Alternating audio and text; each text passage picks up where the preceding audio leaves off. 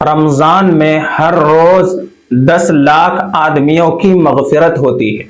حضرت ابن عباس رضی اللہ عنہ سے منقول ہے کہ نبی اکرم صلی اللہ علیہ وسلم نے فرمایا کہ اللہ تعالی ماہ رمضان میں ہر دن افطار کے وقت 10 لاکھ گنہگاروں کو دوزخ کی آگ سے بری فرما دیتے ہیں، اور وہ سب وہ ہوتے ہیں جس پر جہنم واجب ہو چکی ہوتی ہے۔ اور رمضان کے آخری روز پورے رمضان میں معاف ہونے والوں کی بقدر لوگوں کو معاف کر دیا جاتا ہے۔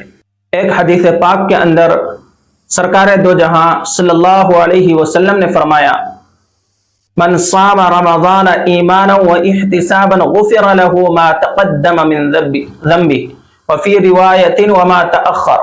جس نے ایمان کے ساتھ ثواب کی نیت سے رمضان المبارک کے روزے رکھے تو اس کے پہلے تمام گناہ معاف کر دیے جاتے ہیں، اور ایک روایت میں ہے کہ اس کے اگلے اور پچھلے تمام گناہ معاف کر دیے جاتے ہیں۔ دوستو، بہت کم اعمال میں اتنی بڑی فضیلت سنائی گئی ہے۔